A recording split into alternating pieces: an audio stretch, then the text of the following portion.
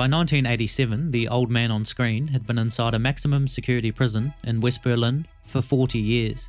In a prison designed to hold over 600 inmates, he had been the only one there for the last 2 decades. At first glance, you would likely feel sorry for him, but that's only if you didn't know who he actually was. On the other hand, the people in the know were going to make sure he spent the rest of his life there.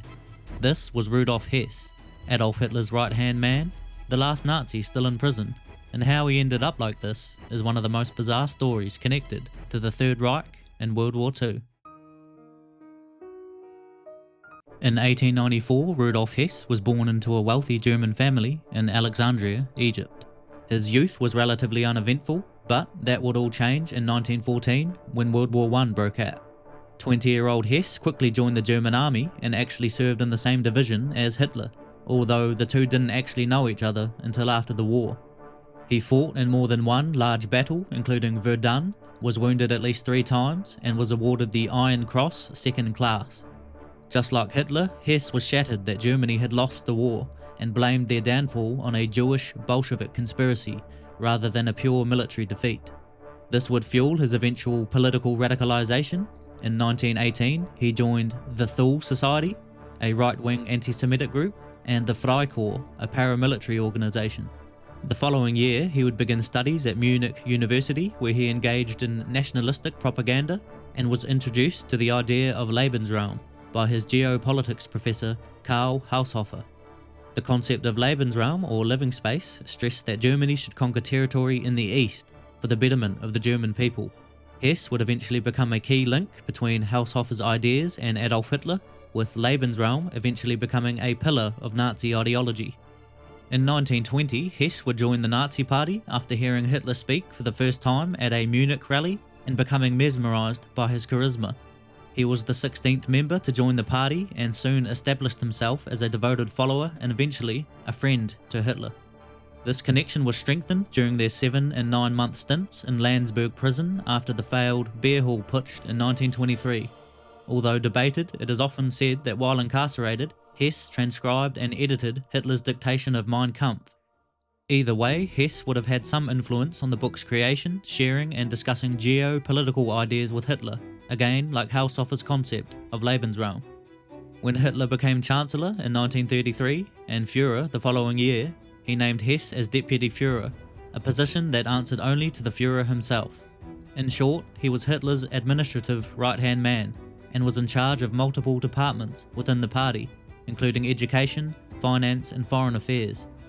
He would often open up speeches for Hitler, help organise Nazi propaganda events, and draft and sign in key Nazi laws, most notably the Nuremburg laws in 1935, which stripped German Jews of certain rights, including the ban on non-Jewish and Jewish Germans marrying. Interestingly, his old professor and friend, Karl Haushofer, was married to a half-Jewish woman, so Hess drafted a document exempting him from the ban. So, in the early years of the Nazi regime, Hess was undoubtedly a powerful man, but as time ticked on, his eccentric and often bizarre behaviour would see him pushed to the fringes of the inner circle. Many within the party saw him as mentally unstable for beliefs in such things as ghosts, astrology, mesmerism and telepathy. By the outbreak of World War II in 1939, Hess's influence within the party had dwindled.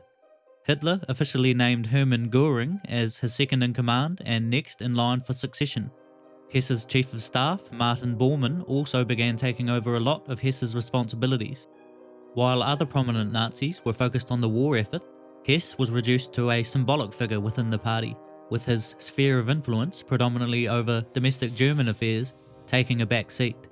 While technically still third in command behind Hitler and Göring, this would have been a major blow to Hess. After all, he had idolised Hitler and considered him a friend.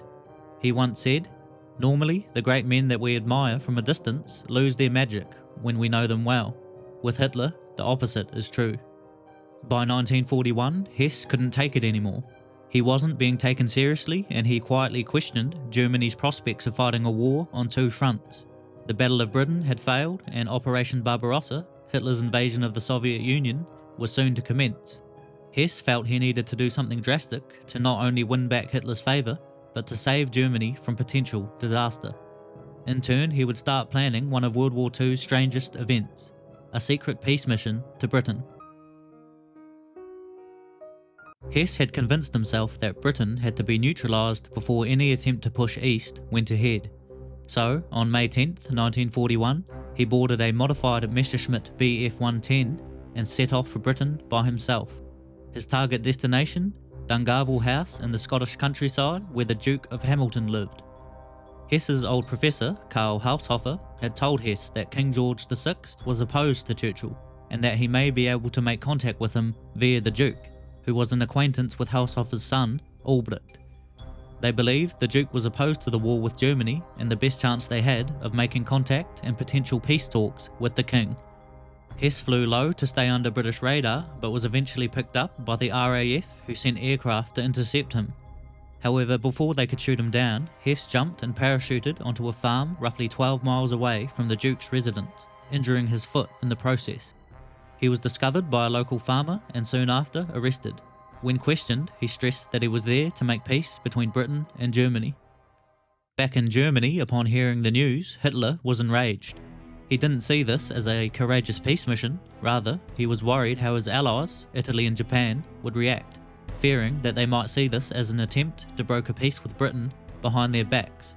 So he publicly condemned Hess's actions and instructed the press to label him as a madman who acted on his own accord. Further, he stripped Hess of all his titles and party ranks and secretly gave authorities the order to execute him on sight if he ever returned to Germany. So his beloved Führer had well and truly abandoned him. Hess deluded himself into thinking that Hitler would have been on board with peace talks, likely due to Hitler attempting peace negotiations with Churchill in 1940 after the fall of France, which Churchill vigorously refused. But in mid-1941, with Hitler realising peace wasn't going to happen with Churchill around, it's something he wasn't pursuing. And to be fair, why would it be? At this stage, the war was going relatively well for Hitler. The German military was arguably at the peak of its power, preparing to storm into Russia. Most of Europe was under Nazi control. America wasn't officially involved yet, and although the Battle of Britain failed, there wasn't a lot that Britain could do to penetrate Nazi defences on the Western Front. Similarly, the British had no interest in peace, and were baffled by Hess's insistence that his mission was to ensure that both nations avoided any more bloodshed, a massive misjudgment of Churchill's determination to continue the fight. He was flat out refused an audience with the King and any prospects of peace talks. At this stage, Hess began being assessed psychologically. The verdict? Hess had more than a couple of screws loose. He was even described as psychopathic, schizoid, pathetic, and pitiful. This diagnosis was only strengthened when, days after being refused an audience with the King, he tried to end it all, launching himself over a banister in the building he was being held in, likely due to the realisation that all his efforts were to no avail, but all this achieved was a broken leg. In 1942, he was relocated to Mayndiff Court Military Hospital in Wales, where he would remain until the war's end in 1945. Soon he would be reunited with other surviving prominent Nazis in Nuremburg, where they would all be put on trial for war crimes. In November 1945, the Nuremberg trials would begin. When Hess arrived, he was a shadow of his former self, weighing only 65 kilo, or 143 pounds, which for his 5'9" frame was rather skeletal. His weight loss can be attributed to paranoia during his time in British captivity, where he claimed on multiple occasions that the Brits had tried to poison his food. Regardless, he was in reasonable physical health. Mentally though, not so much. During the trials, he would again display bizarre behaviour. Most notably, he claimed that he had amnesia. The chief psychiatrist at Nuremberg was of the opinion that Hess suffered from a true psychoneurosis and a paranoid and schizoid personality, with amnesia partly genuine and partly feigned. And indeed, Hess himself later admitted that he had lied about some of his memory loss as a tactic, likely a ploy to garner sympathy and avoid a death sentence. Throughout the trial, he showed no remorse or regret for his involvement in a regime that took the lives of millions. In fact, he said that he was proud that he fulfilled his duty to party, nation and Führer, and coldly stated that if he had his time again, he wouldn't change a thing. Despite all the theatrics, he was eventually found guilty of crimes against peace and conspiracy, and was sentenced to life in prison. He was found not guilty of war crimes and crimes against humanity, which ultimately saved him from a death penalty. The fact that he had been in prison since 1941 was used in his defense against some of the atrocities the Nazis committed later in the war. So, in some bizarre way, his crazy decision to leave Germany on his solo peace mission ended up saving his life. In July 1947, the now 53-year-old Hess would arrive at Spandau prison in West Berlin. Initially, 6 other prominent Nazis were imprisoned with him. However, one by one, the 6 others would be released, having either completed their sentences or due to poor health. By 1966, roughly 20 years into his sentence, Hess was the only one that remained, the sole prisoner in a facility designed to hold 600, and the last Nazi to still be imprisoned. Spandau, although in the British sector of occupation in West Berlin, came under the Four Powers Agreement of 1945, and so was jointly controlled by the US, France, Great Britain, and the USSR. Each would take turns running the facility for a month at a time. At any one time, 37 soldiers and 1 officer stood guard. There was also a doctor, a cook, a chaplain, and nearly 50 cleaners. By the 1980s, it was estimated to cost nearly $700,000 to keep Hess there, roughly $2 million by today's standards, a cost that fell squarely with the West German taxpayer. In the early years of his sentence, Spandau was tough. Prisoners were never called by their names, instead being addressed by their designated numbers. Hess was number 7. Punishments were also strict. In 1955, Hess was stripped of his reading material for over a week when he didn't greet a Soviet guard. Food could also be reduced to bread and water only if behaviour wasn't up to par.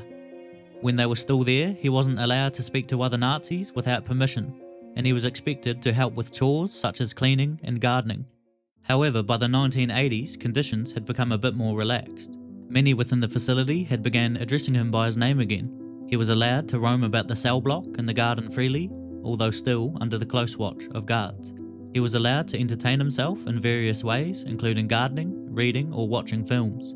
He also had 2 cooks that would make him whatever food he requested. In the grand scheme, he was living a far more comfortable life than the majority thought a Nazi was worthy of. At this point, some would start feeling sorry for Hess, by now an old, frail man. The Western allies of Britain, France and America would make 20 appeals for his release from the late 70s into the 80s. But the Soviets refused to entertain the idea, stating that the release of such a prominent Nazi wouldn't be understood by or acceptable to the Soviet people. Not to mention, Spandau being in West Berlin meant that the Soviets had access to the western side of the Berlin Wall, something the KGB weren't willing to give up. And so Hess was destined to live out his remaining years within Spandau's walls, isolated, lonely, abandoned by a regime that he had helped to prop up, a relic from a period in history that everyone wanted to forget, but most likely never will. So we come back full circle to where we began, 1987, Spandau Prison. On August 17th of that year, 93-year-old Hess was found dead inside a summer house in the garden of the prison, with the cord of a lamp wrapped around his neck and a note in his pocket, addressed to his family, thanking them for all that they had done. The official report, death by hanging. However, there was speculation that remains to this day that someone else may have been involved. Many were quick to question how an old, frail man of 93 who suffered from severe arthritis could have had the strength to hang himself. There were also strange inconsistencies between the scene and reports that followed. Hess's former medical attendant said the room was messy, as if someone had frantically moved things around, and that the cord in question was still plugged into the wall when he was found, which contradicted the official report of hanging. A secondary report claimed that strangulation was the official cause of death, again contradicting the initial autopsy. Other conspiracies circulated, such as assassination by a Nazi hunting group from Israel. Hess's own family claimed that British intelligence had got to him to ensure that he couldn't reveal information about British misconduct during the war. Suspiciously, the scene of death was demolished in less than 2 days after his passing, eliminating any possibility of further investigation.